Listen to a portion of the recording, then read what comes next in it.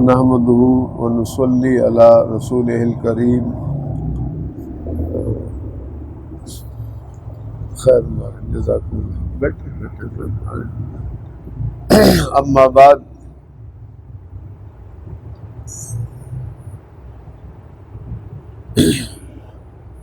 گزشتہ جو دروس قرآن و حدیث کی روشنی میں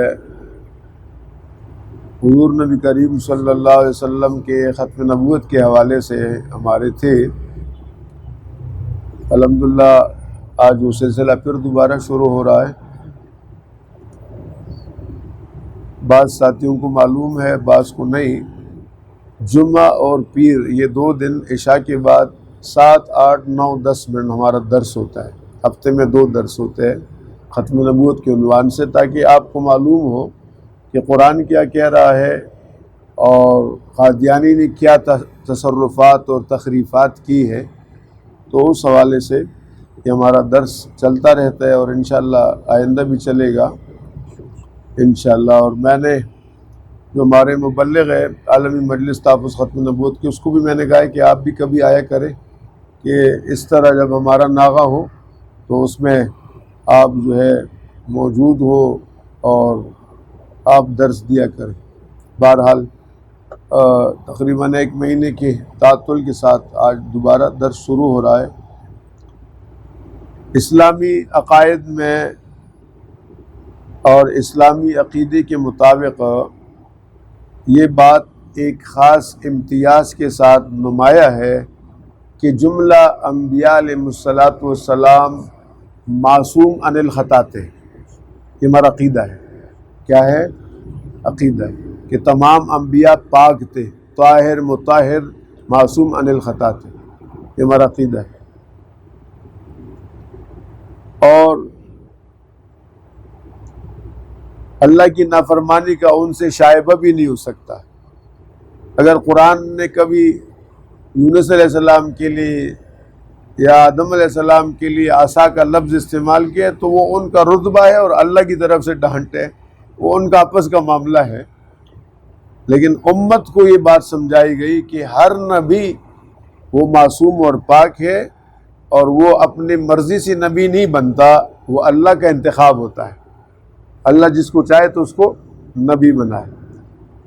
تو رات کو بھی ایک سیمینار میں ہم تھے، وہاں بھی میں نے یہ بات کی کہ یہ جو مرزا غلام قادیانی تھا، جس کو انگریزوں نے لانچ کیا تھا، اور بنیادی طور پر نقطہ یہ تھا کہ جہاد کا حکم ختم کرے اور لوگوں سے جہاد کی جذبات نکالے، اس میں پھر یہ آگے بہت بڑا چلا گیا۔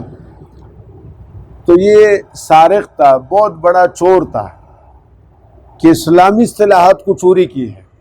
مثلا قرآن میں محمد رسول اللہ ہے، پوری امت کا متفق علیہ عقیدہ ہے کہ اس سے جناب محمد صلی اللہ علیہ وسلم جو عبداللہ کے بیٹے اور آمنہ کے لال تھے، اور سرزمین حجاز مقدس میں اللہ نے ان کو بھیجا تھا، وہ کہتے اس سے میں مراد ہوں۔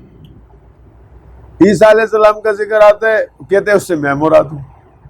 یعنی ایک پاگل پن اس پر سوار تھا۔ تو اب آپ کو آج ہم ایک اور بات بتاتے ہیں، چونکہ اس نے سرقہ کیا ہے، چوری کی ہے، اسلامی اصطلاحات کو چوری کی ہے، اپنے اوپر فٹ کیا ہے۔ میں نے یہ بھی بات رات کو بتا دی کہ یہ والا پنکھا چلا دیں، کہ وہ اس نے دیکھا کہ آپ صلی اللہ علیہ وسلم نے حکمرانوں کو آخر میں خطوط لکھے ہیں، تو اس نے کہا مجھے بھی خط لکھنا چاہیے۔ تو اس نے بھی مختلف لوگوں کو خط لکھے، تو 2 بندوں کو خط دے کر افغانستان بھیجا۔ اگر اس طرح معاملہ قادیانیوں کے ساتھ جو وہاں ہوا نا، یہاں ہوتا تو کبھی بھی قادیانی نہ پہنتے۔ اس وقت امیر عبد الرحمن افغانستان کے حکمران تھے۔ اس نے 3 باتیں کہی، ان کا کیا ہے؟ کہا خط ہے۔ کس کا خط ہے؟ ہمارے پیغمبر۔ کہتے پیغمبر کون؟ کہا وہ قادیان میں مرزا غلام احمد۔ کہا 1300-1400 سال سے امت کا متفق علیہ عقیدہ ہے کہ پیغمبر وہی محمد صلی اللہ علیہ وسلم تھے، وہ آخری نبی تھے، آپ کے بعد کوئی نہیں۔ میں اس خط کو پڑھوں، اس کو مانوں، میں پورے عالم اسلام کے 1300 سال کے عقیدے کو جھٹلا رہا ہوں، ایسا نہیں ہوگا۔ دوسرا ہے کہ اس کو پیغام بھیجا، ای جا بیا، ادھر آؤ میں تمہارا دماغ درست کروں گا۔ 14 طبق روشن کروں گا، تمہیں نبوت سکھاتا ہوں، تو نبوت کا دعویٰ کرتا ہے۔ تیسرا کام جو بڑا کام کیا، اس نے کہا توپ کے ساتھ باندھ کر ان دونوں کو اڑا دو۔ بس آج تک افغانستان میں کسی نے نبوت کا دعویٰ نہیں کیا، اور یہاں آئے روز دعوے چل رہے۔ کوئی غیرت مند حکمران آئے جو اس طرح کا کام کرے، تو ان بدبختوں کو ہم کہتے ہیں تمہارا تو علاج ہے کہ تمہیں قتل کیا جائے۔ تم اس آئین کو نہیں مانتے جس نے تمہیں چھتری فراہم کی ہے۔ اس آئین کو مانو، اپنے حیثیت کو واضح کر، یا تو سچے توبہ کر کے محمد عربی صلی اللہ علیہ وسلم کے سچے غلام بن جاؤ، یا آئین کو مانو اور اپنی آئینی حیثیت جنہیں جو تم کافر ہو، جیسے یہاں یہودی بھی ہے، ہندو بھی ہے، عیسائی بھی ہے، تم بھی رہو۔ ورنہ ایک وقت آنے والا ہے کہ ہمارے نوجوان ہمارے قابو سے نکل جائے گا۔ آج مہنگائی ہے، بے روزگاری ہے، افراتفری ہے، سب جو ہے نا شارٹ کٹ جنت کا کوئی راستہ تلاش کر رہے ہیں، سب جو ہے نا نومید ہو چکے ہیں۔ تو لہٰذا اس وقت سے ڈرو کہ جب ایسا وقت آ جائے پھر تمہیں چناب نگر کا وہ قلعہ جس میں پولیس داخل نہیں ہو سکتی، وہاں بھی سر چھپانے کی جگہ نہیں ملے گی۔ تو بہرحال اس کے مغلظات میں سے ایک یہ ہے کہ اس کی ایک کتاب ہے، اس کا نام تذکرہ ہے۔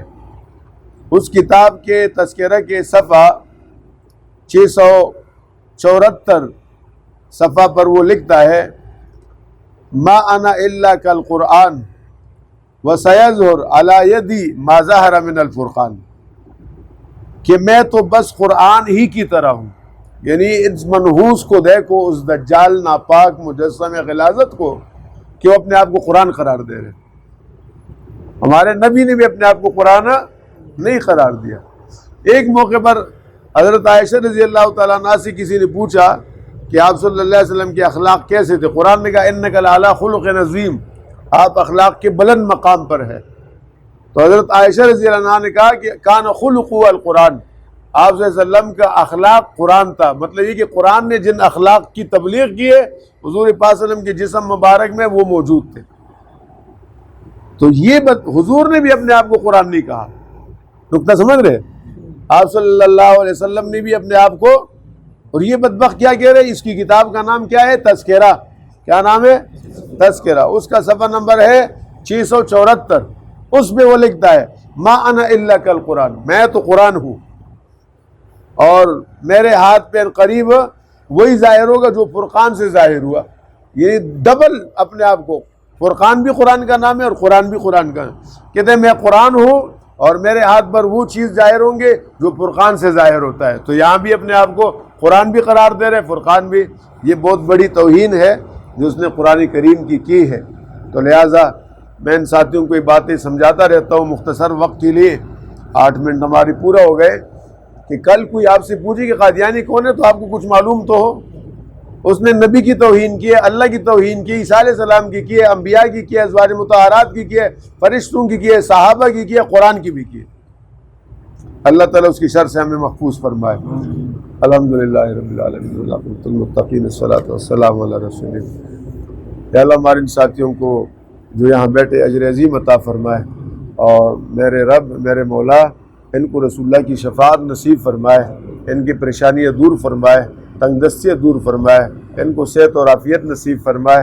گھروں کے اندر کوئی بیمار ہے ان کو بھی شفا عاجلہ کاملہ نصیب فرمائے۔ یا اللہ قدم قدم پہ مدد فرما۔ حضور پاک صلی اللہ علیہ وسلم کے تحفظ ختم نبوت کے لیے ان کو، ہم کو، ہماری اولاد کو، سب کو قبول فرما۔ اور یا اللہ جو ہمارے ساتھی بیٹھے ان میں سے جس کی جو پریشانی ہے تو مشکل کشا تو ہی ہے، حاجت روا تیری ذات ہے، ان سب کی پریشانیاں دور فرما، اس ساتھی کی پریشانی کو بھی دور فرما۔ صلی اللہ تعالیٰ علیہ وسلم۔ بیٹھے وہ